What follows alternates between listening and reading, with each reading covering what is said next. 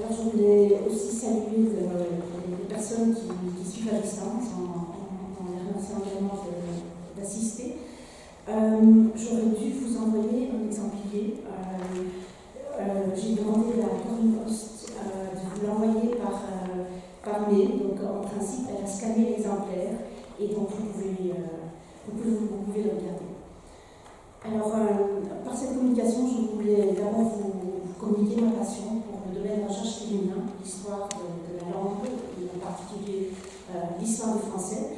Et j'ai aussi demandé de faire cette communication aujourd'hui, parce qu'il va y avoir le symposium autour des 3 grandes grammaires.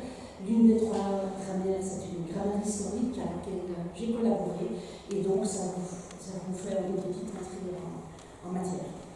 Alors, je vais commencer par des questions beaucoup plus générales. Donc, on sait que les langues ont des mots du lexique, comme par exemple livre, eau, et des mots grammaticaux, comme par exemple mais, mais aussi l'article les. Il est difficile d'identifier le sens, dans un sens plus concret. Alors, comment se présente ce rapport entre grammaire et lexique, et est-il le même dans toutes les langues? Existe-t-il des langues sans grammaire? Alors, deuxièmement, comment se crée la grammaire d'une langue? Et est-ce qu'une langue peut changer de système grammatical au cours de son histoire? Et comment est-ce qu'elle refabrique alors une grammaire? Alors, je vais commencer par un philosophe, diplomate, Wilhelm von Humboldt, qui est devenu linguiste un peu en fin de carrière. Et je mentionne un discours prononcé devant l'Académie des sciences de Berlin en 1822 sur la naissance des formes grammaticales et leur influence sur le développement des idées. Et donc, il dit qu'il y a différentes étapes dans le développement de la grammaire. D'abord, les relations grammaticales peuvent être exprimées par le lexique. Quand je dis bien lever de main, c'est parfaitement compréhensible. Les relations grammaticales peuvent aussi être déterminées par des configurations. Pierre bat Paul et Paul bat Pierre, ça ne veut pas dire la même chose en français, donc c'est ce qu'on appelle la syntaxe. Et puis, les relations grammaticales peuvent aussi être déterminées par des pronoms qui vont s'agglutiner au verbe, au nom, qui vont faire une sorte de flexion. Et enfin, la grammaire peut s'exprimer par des terminaisons grammaticales, par des morphèmes flexionnels. Je prends des langues comme le latin, le russe, etc., qui expliquent tout par la réflexion. Alors, selon von Humboldt, il est évidemment l'enfant de son siècle, les mots du lexique d'abord désignent les choses dans le monde qui nous environne, c'est clair, mais la grammaire, elle est plus puissante, elle donne forme au français. Et ce qu'il mentionne ensuite, ça va évidemment paraître choquant, si une langue est parlée par un peuple borné, ayant des capacités intellectuelles limitées, cette langue reste au stade de médiocrité des formes lexicales mollement assemblées. Par exemple, les langues des hordes brutes de l'Amérique et de l'Asie septentrionale. En revanche, si une langue a le bonheur d'être parlée par une nation qui a l'esprit inventif et la pensée profonde, alors peut se développer une structure grammaticale explicite. Alors, durant cette période, c'est une typologie qui émerge au XVIIIe et qui reste en vigueur durant tout le XIXe siècle. On distingue les 3 types linguistiques. On a d'abord les langues isolantes. Alors, les langues isolantes, ce sont des langues où le lexique est très important, où il n'y a pas de flexion. Les langues agglutinantes et puis les langues flexionnelles. Alors, je vous donne comme. Pour von Humboldt, ce qui est important, c'est que ces types correspondent aux différentes étapes évolutives de la grammaire. Une langue isolante, ça relève donc des 2 premières étapes, à savoir une langue qui exprime une relation par le lexique ou par des configurations. Et une langue de ce type, c'est par exemple le chinois. Donc, en chinois, les noms n'ont pas d'opposition entre singulier et pluriel, les verbes n'ont pas de conjugaison pour marquer le mode, le temps, la personne et le nombre. Alors, comment est-ce qu'on fait? On va utiliser des particules comme hier, etc., pour dire que c'est du passé. Alors, ensuite, nous avons des langues agglutinantes, et un bel exemple, c'est le turc, mais aussi le créole haïtien. Alors, je vous ai mis quelques exemples à la page 2. Vous avez l'exemple du turc, donc F est une maison, F est une maison, F est une belle maison, donc vous voyez, on rajoute un élément, elle vient de ma maison et elle vient de mes maisons. Alors vous voyez que c'est en fait un système comme un mécano, on assemble des pièces. Les pièces, on peut les assembler, on peut les défaire par la suite, mais on les reconnaît très clairement. Alors, on trouve aussi ce système en créole haïtien. Donc, quand on entend les langues créoles, on pense souvent ce sont des langues qui ont, par exemple, les langues à la base du français. On prend le lexique du français, il n'y a pas de grammaire. Si, il y a une grammaire, mais cette grammaire est différente. Et on ne l'identifie pas en tant que francophone, donc on pense qu'il n'y a pas de grammaire. Mais donc je vous donne quelques exemples. Moi, pas les créoles, li, pas les créoles, nous, pas les créoles. Vous avez la forme verbale qui reste invariable, et vous avez ce pronom tonique, moi, lui, nous, qui va marquer l'inflexion. Li, a-t-elle mangé? Vous avez a-t-elle, être en train de. Li, tel mangé, il a mangé, donc un marqueur du passé, et on peut les combiner. Li, t'a mangé. Donc ça, c'est en fait une langue aggluttinante. Vous avez donc des éléments qui s'assemblent pour marquer la grammaire, et donc chaque élément a exactement une seule signification.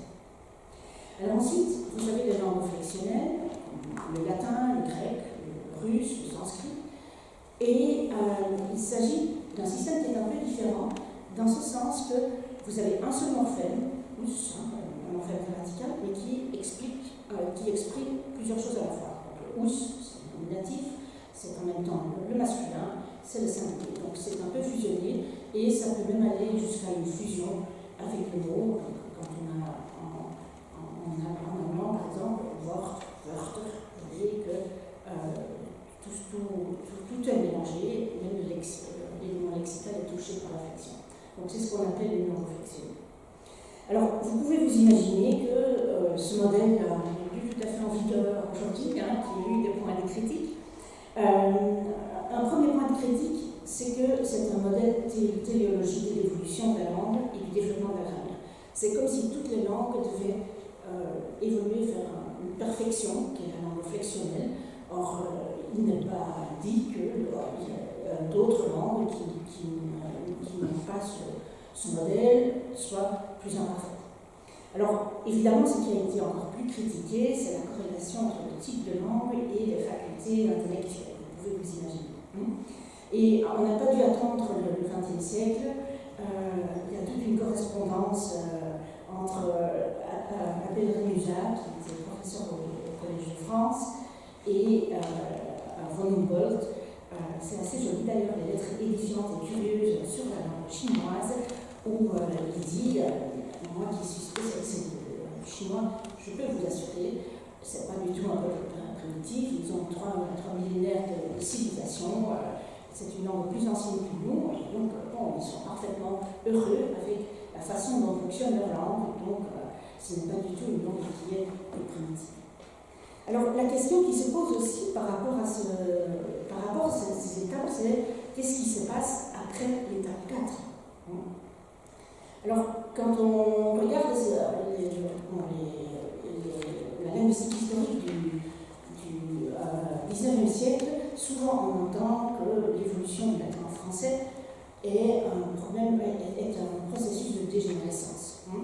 Le français moderne n'est plus qu'un champ de ruines qui permet de deviner les beaux monuments qu'il y avait à l'époque de l'Antiquité. Et alors je vous donne quelques exemples pour montrer qu'effectivement il y a des choses qui ont disparu. Vous avez en latin canto, cantas, cantat, cantarus, cantatis, cantat. Alors quand on dit en français je chante, tu chantes, il chante, nous chantons, on chante. Et je force un peu le trait en disant, on peut aussi interroger quelqu'un, on chante, il faut chanter. Il chante. Alors quand on regarde la forme de chanter, on voit en fait que finalement il ne reste que 2 formes. Il y a chante et il y a chanter. Chanter qui est par ailleurs aussi le participe passé et l'inflectif. Donc on voit qu'il y a eu effectivement une perte de l'inflexion en personne verbale. Donc on voit très bien que l'idéal flexionnel n'est pas le point d'aboutissement, mais qu'une langue peut s'orienter vers un autre modèle par la suite. Et c'est effectivement, et c'est ça que je vais essayer de vous montrer, c'est effectivement ce qui s'est passé avec le français. Alors, pour mieux concevoir les choses, je vais vous présenter ce qu'on appelle la théorie de la grammaticalisation. Il s'agit, on peut dire que von Humboldt a en quelque sorte déjà inventé ce que c'est que la grammaticalisation, la fabrication de la grammaire, mais le terme a été utilisé pour la première fois par un linguiste très important qui est Antoine Meyer, donc 1912, donc début du XXe siècle. Alors je vais vous expliquer ce que c'est que la grammaticalisation, c'est-à-dire la fabrication de la grammaire, et puis ce qui fait émerger la grammaticalisation, ce qui déclenche la grammaticalisation, et puis aussi ce qui fait aboutir la grammaticalisation. Parce qu'une grammaticalisation peut démarrer, et peut s'arrêter en cours de route, ou, c'est beaucoup plus rare, mais il peut même y avoir un retour en arrière. Alors, qu'est-ce que c'est que la grammaticalisation? La grammaire se renouvelle en recrutant des expressions lexicales et en les transformant en expressions de grammaire. Donc vous avez cette frontière entre lexique et grammaire dont j'ai parlé au début. Cette frontière n'est pas étanche, elle n'est pas non plus très nette, elle est floue, et donc il y a des expressions de la grammaire qui peuvent être recrutées, des expressions lexicales qui peuvent être recrutées pour devenir de la grammaire. Alors, je vais vous montrer quels sont les processus qui se passent quand il y a ce genre de processus, quand il y a une grammaticalisation.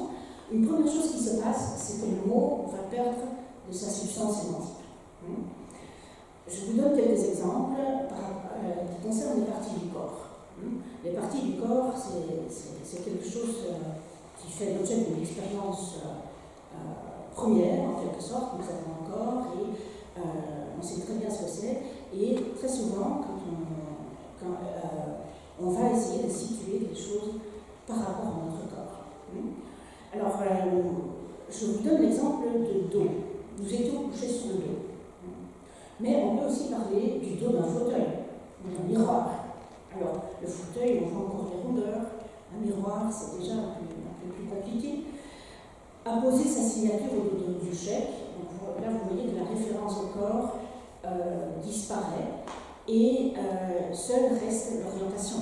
Le dos, c'est ce qui se trouve à l'arrière. Un autre exemple, je me suis blessée au pied. On peut parler aussi du pied de la lampe. Il habite au pied de la montagne. Là, on voit qu'en fait, nous avons ce qu'on appelle une locution prépositionnelle. Donc, au pied de est devenu grammaire. Et ce qui est intéressant, c'est que ce n'est pas juste le pied ou le dos qui sont concernés, mais il y a énormément de parties du corps qui, en fait, sont concernées par ce genre de mécanisme. Au cœur du problème, en face de la gare, la bouche de veau, à la tête à l'entreprise. Donc on voit en fait, c'est toutes les locutions prépositionnelles qui ont été grammaticalisées en locutions prépositionnelles. Et ce n'est évidemment pas quelque chose qui concerne juste le français. On peut dire en anglais 3 years back, par exemple. Donc c'est quelque chose d'absolument universel. Alors, je vous donne un autre exemple qui concerne cette fois-ci les verbes de position et de mouvement pour indiquer le temps du procès verbal et la manière dont le procès se déroule. Je vais à Paris, je viens de Paris. Ce sont des verbes qui indiquent un déplacement spatial. Je vais à Paris, ça veut dire que je m'éloigne où Pierre va à Paris, ça veut dire qu'il s'éloigne de l'endroit où je me trouve et qu'il va dans une autre direction, qu'il va ailleurs. Pierre vient de Paris, ça veut dire que cette fois-ci, il va se rapprocher de moi. Donc, il a quitté Paris et il vient vers moi. Donc on voit que ces verbes impliquent d'une façon ou d'une autre un point de référence. Ce point de référence est en principe l'endroit où se trouve le locuteur.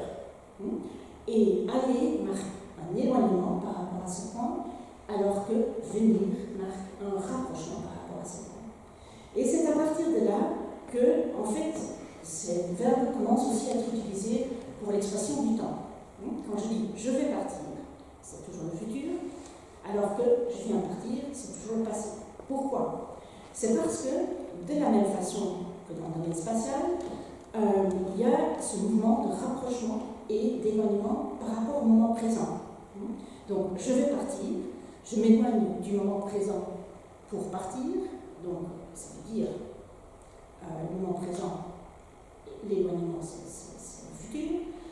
Je viens de partir, ça veut dire que je me rapproche du moment présent et donc il y a donc un passé récent qui est désigné. Alors, un autre exemple, ce sont les marqueurs de quantité.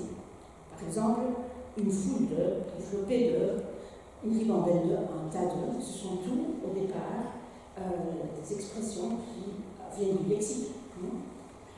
Alors, on n'utilise pas n'importe quel marqueur de quantité avec n'importe quel nom. Je peux dire l'hilarme de Porto, mais on va au moins utiliser, par exemple, l'hilarme de vin, c'est déjà plus compliqué. L'hilarme de café, encore plus compliqué. Un arsenal d'arguments. Pourquoi est-ce qu'on dit un arsenal d'arguments? Parce que dans notre civilisation, le débat, la discussion est considéré comme une bataille. Donc, vous avez en fait cette réminiscence militaire qui fait qu'un arsenal d'arguments, ça marche très bien. Les arguments sont des armes. En même temps, quand je dis un arsenal, je ne pense plus à des épées, etc. Donc, il y a eu une désémantisation, mais elle n'est pas tout à fait aboutie. Alors, parlons maintenant du marqueur beaucoup. Beaucoup, on peut l'utiliser partout, dans n'importe quel domaine. Mais au départ, beaucoup est utilisé surtout pour décrire des combats médiévaux. Donc, asséné bio, mais aujourd'hui, beaucoup, c'est complètement désémantisé. Donc là, nous avons une grammaticalisation qui est venue interne. Je vous donne quelques exemples pour montrer un peu quelles sont les étapes. Je vous en remercie beaucoup. Au XVe siècle, vous voyez qu'il n'y a plus de substance nominale, beaucoup est simplement devenu un adverbe. Alors, vous savez que d'après Ferdinand de Saussure, un signe de face, une face sémantique, une face formelle, et donc quand il y a cette érosion sémantique, elle va souvent de pair avec une érosion également formelle. Alors, je vous donne quelques exemples à propos de l'anglais parce que l'anglais a pratiqué plus cette érosion que le français, je n'ai pas d'explication. Mais, par exemple, I'm going to leave, du moins dans un certain registre anglican, on peut dire you're gonna leave. Par contre, si vous utilisez go avec le sens de déplacement, I'm going to the store, ça ne marche pas. Donc là, le verbe est utilisé avec son sens plein et donc il reste intact. Donc il n'y a rien d'aveugle dans cette érosion, c'est parce que cet élément est en train de devenir grammaire qu'il s'érode. Alors il y a évidemment les articles one book, a book, that book, the book, I see, you better work, etc.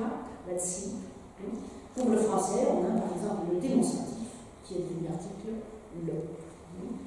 Alors, un bel exemple aussi, c'est l'anglais. En anglais, la forme de politesse, c'est usted. Usted vient de vostra merced, votre grâce. Alors, il y a Henri Frey qui a formulé ça d'une façon assez jolie, en utilisant le terme de la loi de l'usure. Plus le signe est employé fréquemment, plus les impressions qui se rattachent à sa forme et à sa signification s'émoussent. Alors, une deuxième chose qui se passe quand un élément lexical devient grammaire, c'est qu'il va s'insérer dans ce qu'on appelle un paradigme grammatical. Alors, un paradigme grammatical, c'est quelque chose qui est fermé. Par exemple, les articles, on a 3 articles en français, le, un, des. Donc, il va quitter en quelque sorte sa place de départ et il va s'intégrer dans ce paradigme.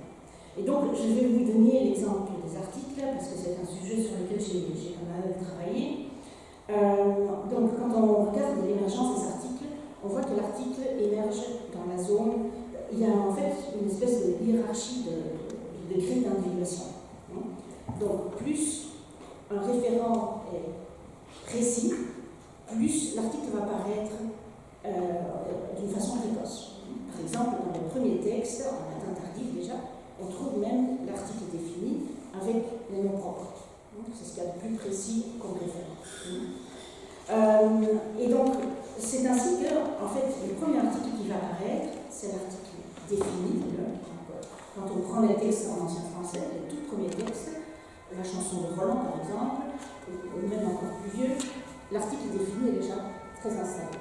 L'article indéfini, il fait souvent défaut, il commence à émerger, c'est vraiment le début.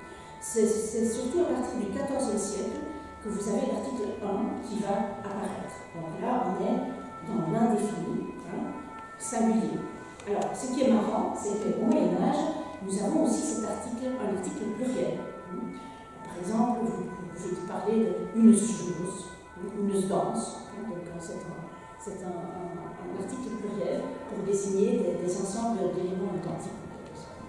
Une bottes, c'est quelque chose qu'on a perdu par la suite parce qu'il y a un autre article qui va émerger, à savoir l'article partitif. Et c'est en fait un développement qui est relativement tardif. Ce n'est qu'à partir du XVe siècle qu'il y a vraiment une grammaticalisation de l'article partitif. Et en fait, c'est ainsi qu'on voit, alors cet article partitif, il va d'abord s'installer avec le concret, et ensuite seulement avec l'abstrait.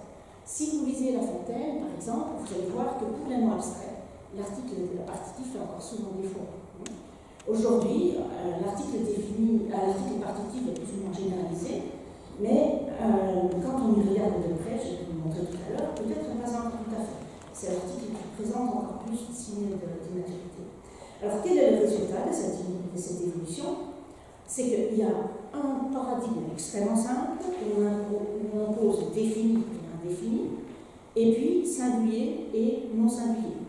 Mais il faut quand même le faire. Vous avez un démonstratif, un numéral, et puis un marqueur de partition.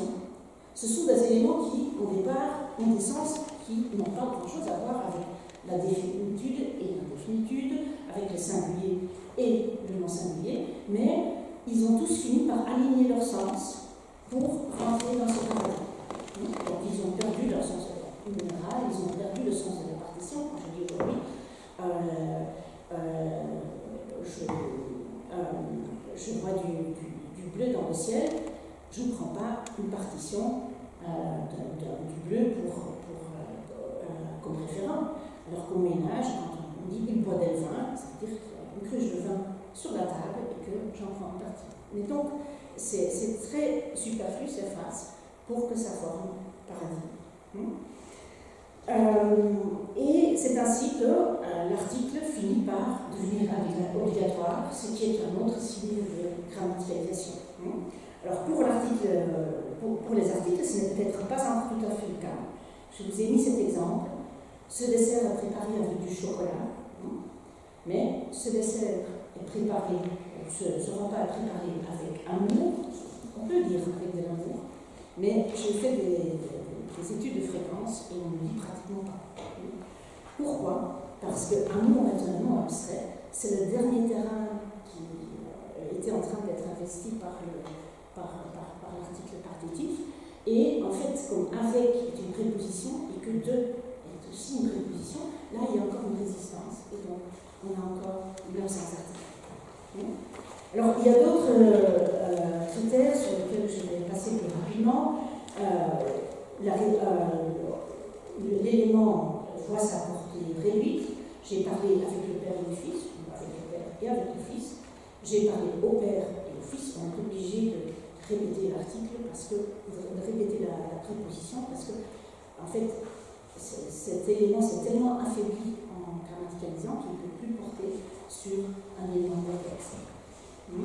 Et il va aussi avoir une cohésion plus importante avec l'élément auquel ça rapporte. Vous avez ce phénomène de fusion, par exemple, discuter du nucléaire sur le nucléaire. Il va aussi perdre son autonomie dans la chaîne parlée en fixant sa position. J'ai mis deux exemples de Roland. Escabi a le chef tranché, donc à la tête tranchée, c'est pas tout à fait un passé opposé. Perdu talon en Espagne. Aujourd'hui, j'ai perdu mon perdu d'Espagne. Vous avez cet ordre fixe un peu plus jouer sur la position.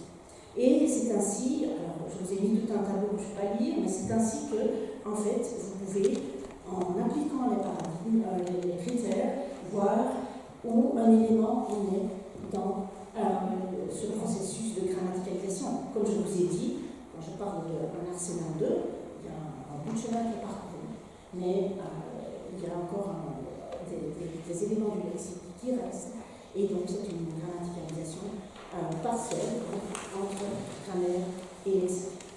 Alors, quelle est maintenant l'utilité de cette perspective? D'abord, on peut suivre diachroniquement, et c'est ce que j'ai fait notamment dans ma recherche, on peut suivre comment un élément du lexique devient grammaire. On peut aussi comparer les langues. Je vous donne ici un exemple que j'ai emprunté à une collègue, Béatrice Armérois, qui a beaucoup travaillé sur les auxiliaires. En français, on peut dire Anne commence à pleurer, Anne se met à pleurer. C'est tout ce qu'on peut utiliser pour marquer le début de l'action. En espagnol, on peut dire Ana rompió a llorar, elle se cassa à pleurer. Porque scoppiarono a piangere, après, cependant, ils explosèrent à pleurer. Donc vous voyez en fait que les autres langues romanes, dans le domaine du marquage, ce qu'on appelle l'aspect, la manière dont ça se déroule, ils ont des auxiliaires qui sont plus fleuris, moins grammaticalisés, qui ont encore plus de traces de leur lexique.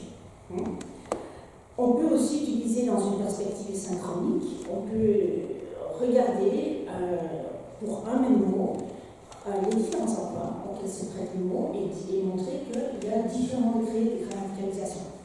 Par exemple, je pense donc je suis, c'est bien un emploi de être, c'est évidemment un emploi archaïque.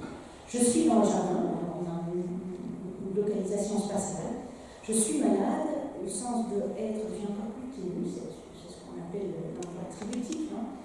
Je suis arrivé, être n'a plus du tout un sens, être est simplement un marqueur du passé composé. Donc vous voyez qu'il y a pour un seul verbe être, il y a plusieurs emplois qui se distinguent par un degré de grammaticalisation.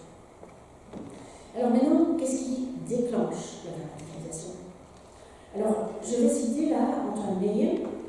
La constitution de formes grammaticales par dégradation progressive du mot jadis autonome est rendue possible par un affaiblissement de la prononciation, de la signification concrète des mots et de la valeur expressive des mots ou des groupes de mots. Mais ce qui en provoque le début, c'est le besoin de parler avec force, le désir d'être expressif. Donc, la grammaticalisation naît dans l'interaction de la communication. Tout locuteur cherche à avoir un impact sur son interlocuteur et donc il veut rendre son discours plus expressif en utilisant de nouvelles tournures. C'est quelque chose qui est intrinsèque. On essaye de parler d'une façon originale, on essaye d'innover quand on parle, ne pas parler comme tout le monde. Alors c'est déjà un peu passé, mais quand les gens disent que c'est trop court, le premier qui a eu l'idée de dire trop court pour très court, en fait, ça a eu un impact. Je vous donne un autre exemple. Madame, Monseigneur, Monsieur. On a commencé à utiliser ces expressions pour flatter quelqu'un qui n'était pas de noblesse. Aujourd'hui, Madame, Monsieur, c'est quelque chose qui est tout à fait banal. Alors dès que la nouvelle tournure s'installe, on voit qu'elle va perdre sa force, elle va devenir ordinaire et le processus peut recommencer. Alors, ce qui est important, c'est qu'il y a deux phases dans le processus de grammaticalisation.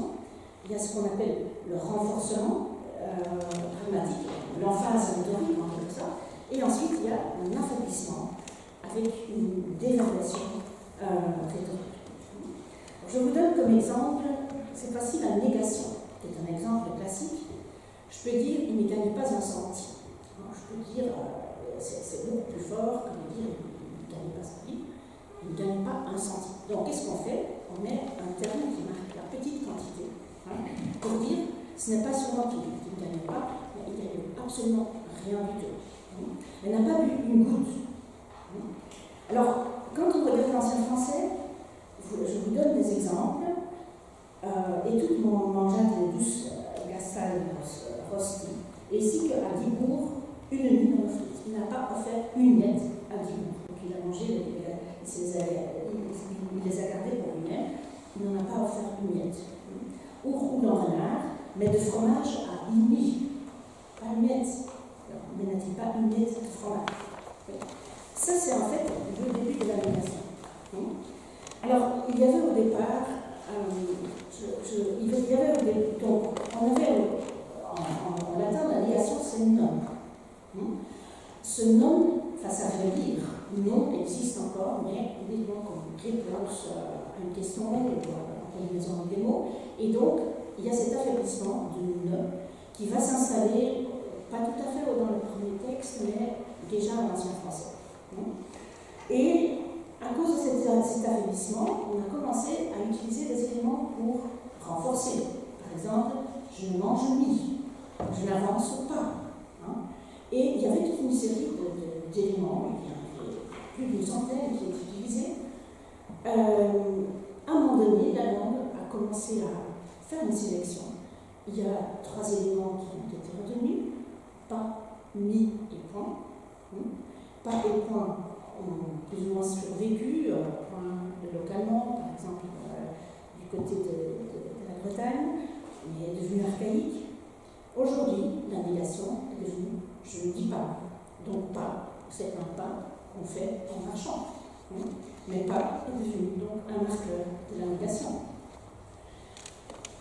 Aujourd'hui, et c'est quelque chose qui n'est pas récent, aujourd'hui, on a fini par identifier la négation à part.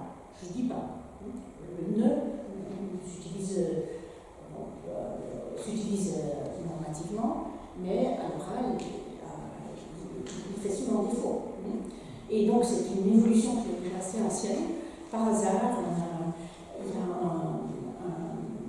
il y a un document, ça s'appelle le Journal des Rois, qui porte sur la façon dont c'est le médecin qui suivait le dauphin Louis XIII, et on met toutes ces phrases, et lui il dit déjà j'aime pas, je veux pas. C'est quelque chose qui est donc déjà très ancien, donc alors on a continué à maintenir ce nom. Mais le vrai marqueur de la négation aujourd'hui, c'est pas. Alors, donc vous voyez, ce qui déclenche, c'est ce besoin d'expressivité. Qu'est-ce qui fait maintenant aboutir la grammaticalisation? Le français a connu plusieurs grammaticalisations qui n'ont pas abouti. Je vous donne un exemple, mon corps. Vous avez ici des exemples médiévaux. Je vous dis vraiment que ce fut c'est Corneille qui ôte les armures. Il ne parle pas de son corps, je vous assure que c'était lui en personne qui portait les armures. Ou c'est Corneille le à la portée. Il était lui-même le porté. On peut encore trouver dans une expression, je l'ai tué à mon corps défendant, c'est-à-dire malgré lui. C'est une trace de cette expression. Mon corps était donc en passe de devenir un pronom personnel, mais cette évolution n'a pas abouti. Le français connaît aussi des dégrammaticalisations. Alors, je vous parle par exemple du diminutif. Livre, livre. Un livre, c'est un petit livre, donc ce n'est pas un véritable diminutif. Femme, femmelette. Vous n'allez pas appeler une femme de petite taille une femmelette. Donc il y a plus que le diminutif. Homme, hommette.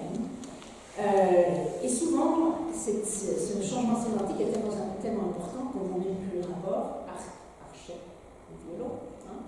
C'est évidemment la même étymologie. Donc on voit que le diminutif, non seulement est rarement seulement en diminutif, souvent il y a un changement sémantique, et quand on fait des études de fréquence, il n'est pratiquement pas utilisé. Ce qu'on utilise, le vrai diminutif du français, c'est petit.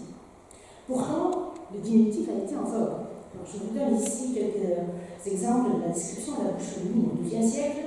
Lèvres grossettes par mesure pour bien baiser les fils nature, commentaire, bouche appétite, grosse levrette, tout allumé vermeillette, mode bien fait de la pochette, guerre à grande et petite tête, les adjectifs pouvaient être diminués, les lèvres pour baiser grossettes, si la servée un peu projette, les lèvres un peu épaissettes, pour bien baiser aux grossettes.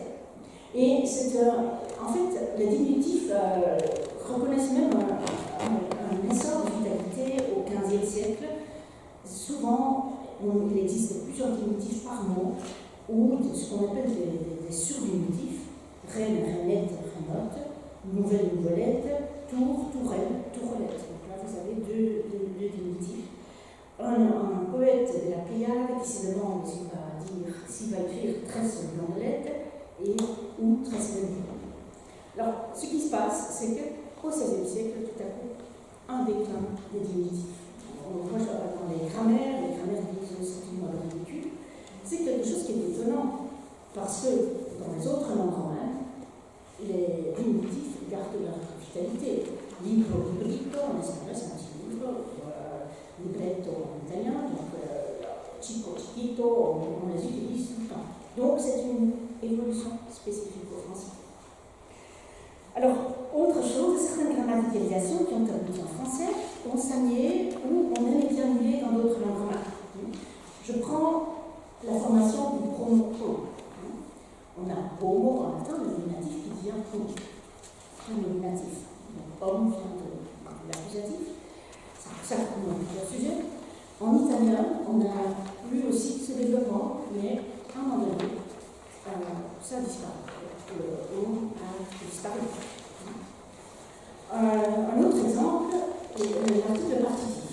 Toutes les langues médiévales ont à un moment donné eu le début de l'article partitif. Ce qui s'est passé, c'est que le français, à un moment donné, à partir du XVe siècle, en a fait un article. L'italien a intégré le partitif, et surtout l'italien du Nord, mais ce n'est jamais devenu obligatoire. L'espagnol a complètement abandonné le partitif. Donc on voit que les langues ont une source de grammaticalisation, c'est ce marqueur de partition d'un lien très précis, qui peut devenir article, mais on choisit ou ne choisit pas d'en faire de la grammaire. Alors, un autre exemple, c'est évidemment le pronom personnel sujet. Donc, je dis, le français un sujet obligatoire, mais ce n'est pas du tout le cas des autres langues romanes. On dit canto, cantas, canta. Quand je dis yo canto, ça veut dire c'est moi qui chante, c'est un effet d'emphase.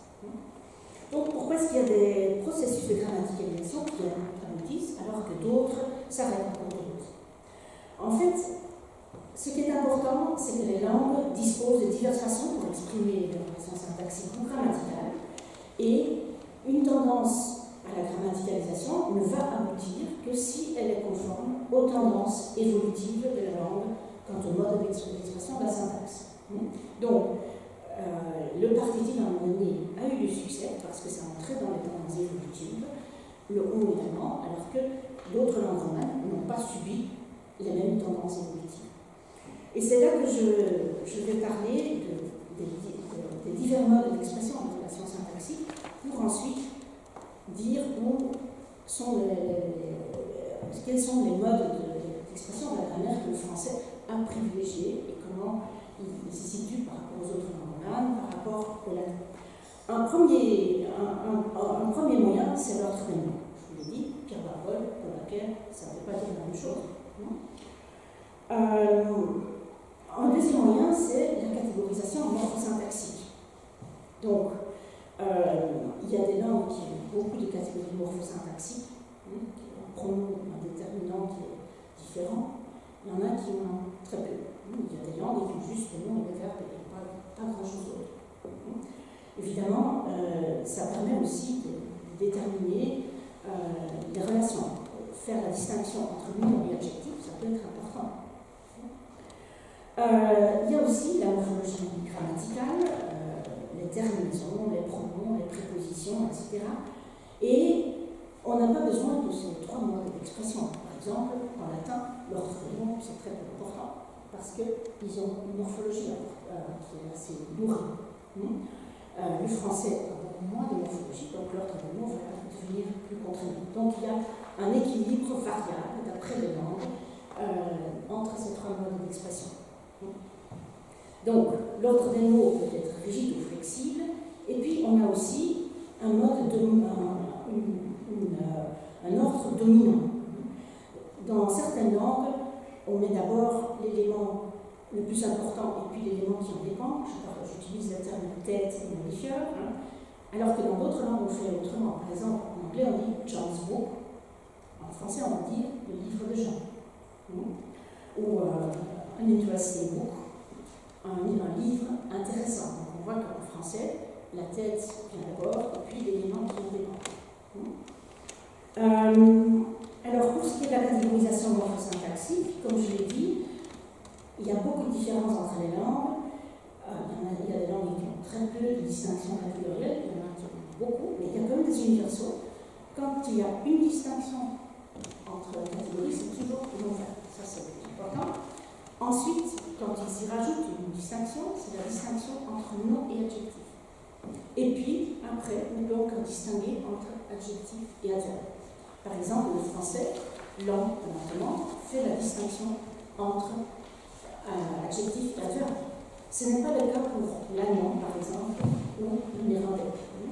Je pense que j'ai mis un exemple qui concerne l'allemand. Ich habe gut geschlafen. Ou ich habe ein gutes Buch gelesen. C'est le même mot. La seule chose qui diffère, c'est qu'un adjectif est fléchi, alors qu'un adverbe reste invariable. Mais fondamentalement, il n'y a pas deux catégories en allemand. Alors, comment est-ce qu'on peut créer une nouvelle catégorie? Il y a en fait deux méthodes. Soit on rajoute un suffixe, par exemple, lentement, soit on va figer la position. Par exemple, pour faire un adjectif, on peut dire, et c'est ce qu'on fait en français, on a d'abord le nom et puis on a l'adjectif. Donc, couleur chocolat, gilet chocolat. Quand on met un élément qui suit, ce mot tend à devenir un adjectif. Les yeux marrons. Et à la longue, cet élément peut devenir un véritable adjectif. Par exemple, un ciel orange. Orange, on commence à faire l'accord, un ciel très orange, donc on peut l'utiliser comme adjectif. Donc ça, c'est une autre façon de fabriquer des catégories. Je vous ai mis un exemple de quelque chose que je ne vais pas détailler, mais donc là, effectivement, il n'y a pas de véritable distinction entre le nom et l'adjectif, et on peut les dégager uniquement à partir de la position. Donc, quand on a Pierre rue, puisque l'adjectif est toujours en première position en quelque chose, on sait que c'est une rue pavée, une rue avec des pierres. Alors, pour ce qui est de la morphologie grammaticale, d'abord, la première question est: est-ce qu'il y a une morphologie grammaticale? Et si oui, quel est le degré de cohésion? Est-ce qu'elle est très fort soudée au mot auquel la morphologie se rapporte? Ou est-ce que c'est une morphologie plutôt libre? Est-ce qu'elle passe avant l'élément ou après? Par exemple, le marqueur du pluriel, en espagnol c'est libros, en français on a des livres. Je pars du principe que le marquage va s'entendre à l'oral. Donc vous avez un élément qui précède et qui est beaucoup plus libre parce qu'on peut insérer des choses de bon livre, etc. Donc en fait, c'est un élément qui est plus libre. Et d'une façon générale, quand l'élément suit, il va devenir suffixe, alors que quand il précède, il reste il garde un peu sa mobilité. Alors maintenant, et je pense que c'est là que j'arrive à l'essentiel, comment se situe le français par rapport à ses paramètres? D'abord, le français a complètement bousculé l'ordre des mots par rapport au latin. Je vous donne une phrase simple: tres viveros habet. En français, il a 3 enfants. Donc, on avait en latin le verbe qui venait à la fin et les autres éléments qui précédaient. De la même façon, pecuniae, avidus, donc avid d'argent, vous voyez que ce qui est caractéristique du français, c'est que la tête vient toujours en premier lieu et les éléments qui en dépendent aussi. Et ça a eu des conséquences pour le français. En français médiéval, on disait « ce suis-je », avec un sujet inversé. Oui. À un moment donné, quand on s'est établi cet ordre avec l'objet qui suit, on n'a plus pu interpréter ça, on a fait « c'est moi ». On a réanalysé cette séquence en disant « le sujet précède » et ce qui suit, c'est un élément autre. Donc, c'est l'analyse syntaxique, l'ordre syntaxique majeur qui a conduit à une réanalyse de cette structure. Du point de vue de la catégorisation morphosyntaxique, le français est allé très loin dans le développement de nouvelles catégories morphosyntaxiques. Donc le français a des catégories morphosyntaxiques très spécialisées. Alors, je vous donne juste un exemple. Dans la plupart des langues romanes, on a des pronoms et des déterminants qui sont identiques. Par exemple, on peut dire estos en espagnol, ça veut dire cela, hein, mais on peut dire aussi estos libros, ou déterminant. On ne fait pas la distinction. En français, petit à petit, on a tout à fait revu le système des déterminants. Alors, tous les déterminants n'ont pas été affectés, mais beaucoup. Par exemple, pour les démonstratifs, on avait un très beau système en Moyen-Âge, si et sist. Sist, c'était pour ce qui était rapproché, et si, c'était pour ce qui était loin. On a sacrifié cette nuance pour faire deux types morphosyntaxiques de parties du discours, à savoir déterminant et pronom. On a ce livre et celui-ci. Donc on a en fait un système où vous avez le ce, puis le pronom tonique, lui, elle, eux, elle, pour faire des pronoms. Alors ça ne s'est pas tout à fait passé de cette façon, on n'a pas collé les pronoms, l'évolution est un peu plus compliquée, mais je ne vais pas aller dans le détail. Alors on avait on a rajouté quelques-uns, pour former un pronom. En espagnol, c'est simplement un nom, ça reste pareil. On avait chacun, comme déterminant le pronom, par exemple, un tas de chaque espèce. On a amputé le 1 par analogie avec quelques, et aujourd'hui on a chaque et chacun. On a également créé deux possessifs. Alors il y a d'autres évolutions dans ce type. On a séparé les adverbes et prépositions qui n'étaient pas du tout séparés dessus des prépositions et adverbes en Moyen-Âge. On fait des catégories morphosyntaxiques très fines. Pour ce qui est de la morphologie grammaticale, là l'évolution est la plus spectaculaire. On est en train d'abandonner en français tout à fait les suffixes pour avoir des petits mots qui marquent la grammaire et qui précèdent le nom de verbe. Je vous ai déjà parlé des pronoms sujets. Je chante, tu chantes, il chante, etc. Pourquoi est-ce qu'on n'en a pas besoin en espagnol? Parce qu'on a maintenu cette flexion suffixale. Rien de tel en français. La flexion suffixale disparaît, et même là où elle subsiste, comme on arrive, nous arrivons. Quand vous parlez spontanément, est-ce que vous dites nous arrivons? C'est-à-dire on arrive. Donc on essaie en fait d'éviter cette suffixation, parce que ce n'est plus dans la tendance évolutive du français. De même pour le temps. Le passé simple, on n'utilise plus. On utilise le passé composé. Alors on dit que le passé simple, on n'utilise plus parce qu'il est compliqué. Mais pourquoi est-ce que les Espagnols, dans la rue, sont capables de raconter des anecdotes du passé simple sans le moindre problème, alors que les Français ne le seraient pas? Il n'y a pas une différence de quotient intellectuel, je pense, c'est juste parce que le français préfère les formes avec des auxiliaires qui précèdent. Donc la grammaire, comme c'est illustré dans ce système que vous avez là, n'est plus exprimée sous forme de suffixe, mais par des auxiliaires qui l'ont précédé. Alors, il y a des études quantitatives sur les expressions du futur. Je vais venir, il est clair que je vais venir, est en essor et commence à gagner du terrain par rapport à la forme avec suffixe. Le latin avait une forme synthétique du passif. Aujourd'hui, c'est être plus participatif. On a aussi des auxiliaires qui sont utilisés. Alors, je vais peut-être. Je peux essayer de vous montrer quelque chose d'un peu plus technique.